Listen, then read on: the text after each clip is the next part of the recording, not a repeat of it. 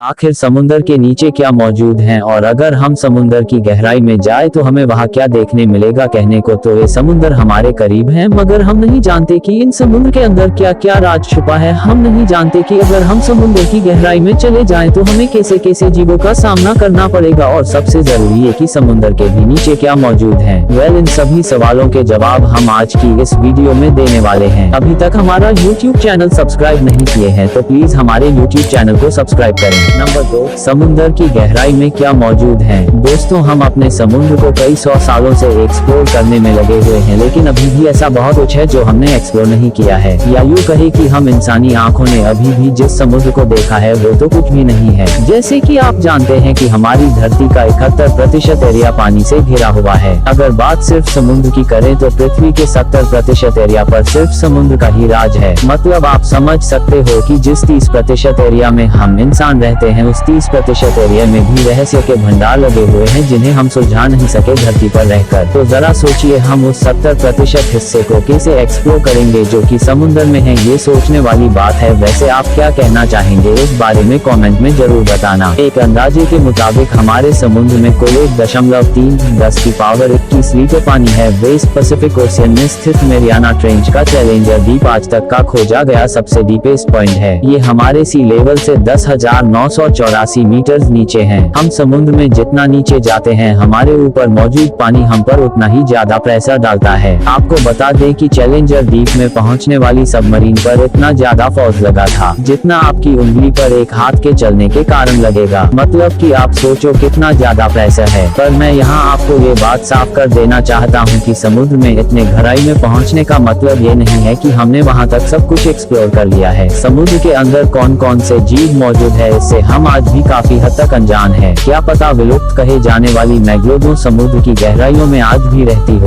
और क्या पता कि पृथ्वी पर इंसानों की तरह ही कोई इंटेलिजेंट स्पीशीज समुद्र की गहराइयों में रहती हो। जैसा कि आपने हॉलीवुड मूवी में अटलांटिक के बारे में देखा होगा। क्या पता वो सिटी आज भी समुद्र के अंदर कहीं हो। जरा सोचो क्या क्या होने की संभावना नहीं हो सकती। समुद्र के नीचे क्या है। देखिए, पृथ्वी की सबसे ऊपरी लेयर होती है क्रस्ट की लेयर, जिस पर पूरा जीवन समाया हुआ है। अब देखिए, जिस पर हमारा ये समुद्र बसा हुआ है वो क्रस्ट 5 से 10 किलोमीटर तक ही मोटा है, जिसके बाद मेंटल की लिए शुरू हो जाती है। वहीं जहां पर हम जीवधारी लोग रहते हैं यानी जमीन का एरिया, वो क्रस्ट लगभग 65 से 70 किलोमीटर तक मोटा है। उसके बाद मेंटल की लेयर चालू हो जाती है। अब देखिए, जमीन के नीचे यानी क्रस्ट के अंदर लगभग 1 किलोमीटर की गहराई में मनुष्य ड्रिल करके तेल निकालता है, जहाँ पर तेल पाया जाता है, जो कि आधुनिक समय में यानी 2021 में घटकर 1.8 किलोमीटर से 2 किलोमीटर तक गहराई में पहुंच गया है। अब क्योंकि ओशनिक क्रस्ट केवल 5 से 10 किलोमीटर तक ही गहरा हो सकता है, इसके बहुत नीचे तक तो तेल नहीं मिलता है। पर जैसा कि आप जानते हैं कि समुद्र में कई सारे जीव और वनस्पति पाई जाती हैं, और करोड़ों करोड़ साल तक ये जीव और वनस्पतियां जब मरकर समुद्र की तलहटी पर डिपॉजिट होते जाते हैं, तब करोड़ों साल तक इनके डिकम्पोजिशन से ये कच्चे तेल में कन्वर्ट होकर ओशनिक क्रस्ट के दरारों में इकट्ठे हो जाते हैं। पर ये समुद्र में हर जगह नहीं बल्कि कुछ ही जगहों पर, जिनके बारे में अभी हमें पूरी तरीके से जानकारी नहीं है। हाँ, कुछ के बारे में हम जानते हैं और वहाँ पर दोहन कर वहाँ पर तेल निकाल भी पा रहे हैं। पर जब तेल हर जगह नहीं है तो आखिर समुद्र के नीचे हर जगह क्या है।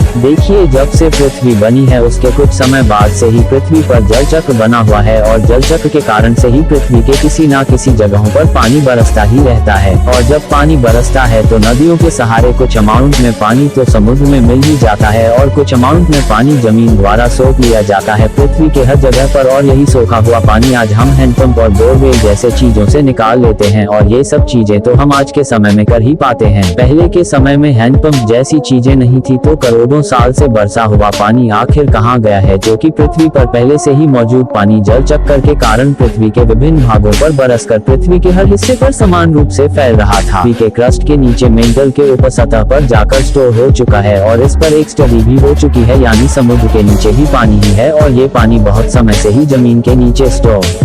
तो दोस्तों, आपको ये वीडियो कैसी लगी हमें कमेंट में जरूर बताना। अगर आपको ये वीडियो अच्छी लगी तो इसे लाइक और शेयर जरूर करना।